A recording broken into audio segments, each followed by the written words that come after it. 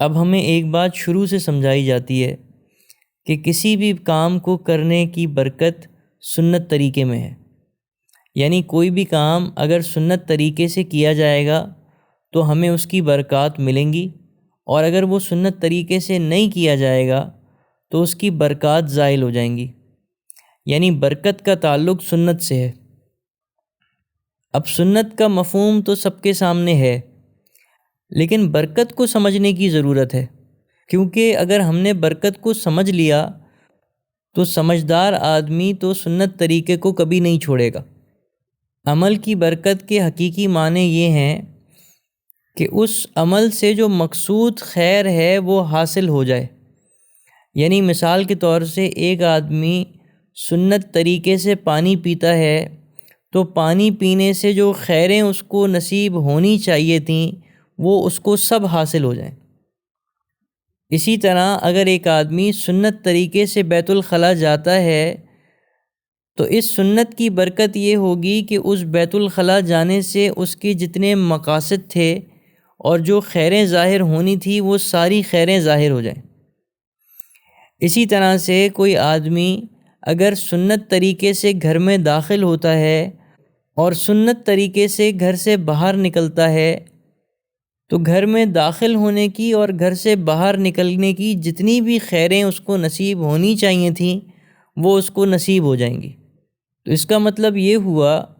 کہ جو آدمی سنت طریقے سے عمل کرے گا تو جو کام وہ سنت طریقے سے کرے گا اس کی حقیقی خیر اور اس کا حقیقی مقصد اللہ تعالیٰ اس کو عطا فرما دیں گے۔ یعنی اگر وہ سو کر اٹھتا ہے سنت طریقے سے تو سو کر اٹھنے کی برکتیں اللہ اس کو عطا فرما دیں گے، سو کر اٹھنے کی ساری خیریں اللہ اس کو عطا فرما دیں گے۔ اور کوئی آدمی اگر سنت طریقے سے سوتا ہے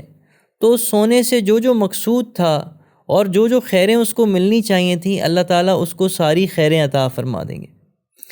یہ جو برکت کا مفہوم ہے یہ پہلے درجے کا ہے۔ اس کے اگلے درجے کا جو مفہوم ہے وہ اس سے بھی زیادہ اعلیٰ اور ارفع ہے،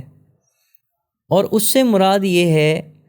کہ کچھ تو خیریں ہیں جو اس کی عقل سے سمجھی جا سکتی ہیں، یعنی اس نے عمل کیا تو اس عمل کے اندر اس کو بہت ساری خیریں اور مقاصد نظر آ رہے ہیں جو اس کو حاصل ہو گئے، مگر کچھ خیریں ایسی ہیں جن کو سمجھنے کے لیے اس کی عقل ناکافی ہے، کچھ خیریں ایسی ہیں جو اس کو سمجھ میں نہیں آتی۔ اصل جو برکت کے معنی ہیں وہ یہاں پر ظاہر ہوتے ہیں، یعنی اللہ تعالیٰ اس کو وہ خیریں عطا فرمائیں گے جس کا ادراک اس کی عقل نے کیا ہی نہیں تھا۔ مثال کے طور سے صحابہ رضی اللہ تعالیٰ عنہ کو ایک جنگ میں فتح نہیں ہو رہی تھی، تو سارے صحابہ آپس میں بیٹھے اور انہوں نے مشورہ کیا یا کون سی سنت ایسی ہے جو جنگ کی مصروفیت کی وجہ سے ہم ادا نہیں کر پا رہے ہیں، تو مشورے میں یہ بات آئی کہ مسواک ہم سے ترک ہو رہی ہے، شاید اس کی وجہ سے ہم جنگ نہ جیت رہے ہوں۔ تو سارے صحابہ نے مسواک کرنا شروع کی، اور جب مسواک کی تو کفار پہ ہیبت طاری ہوئی اور صحابہ رضی اللہ تعالیٰ عنہ وہ جنگ جیت گئے۔ تو ہمیں اپنی زندگی میں یہ دیکھنا چاہیے کہ اگر ہماری زندگی میں چین اور سکون نہیں ہے، اگر ہماری زندگی اپنا مقصد پورا نہیں کر رہی اور ہم جو زندگی سے خیر چاہتے ہیں ہمیں وہ نصیب نہیں ہو رہی، تو ہماری زندگی میں کون سے سنت اعمال ہیں جن کو ہم ترک کر رہے ہیں۔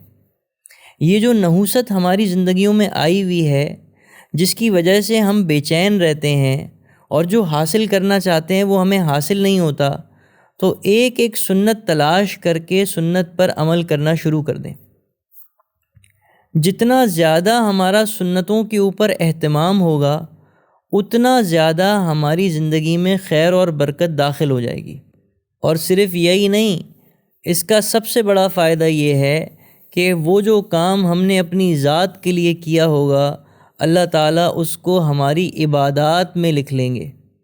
اور وہ کام جو ہمارے اپنے فائدے کے لیے ہم کرنا چاہتے تھے اس کام کو کرنے پر ہمیں آخرت میں اجر بھی اللہ عطا فرمائیں گے۔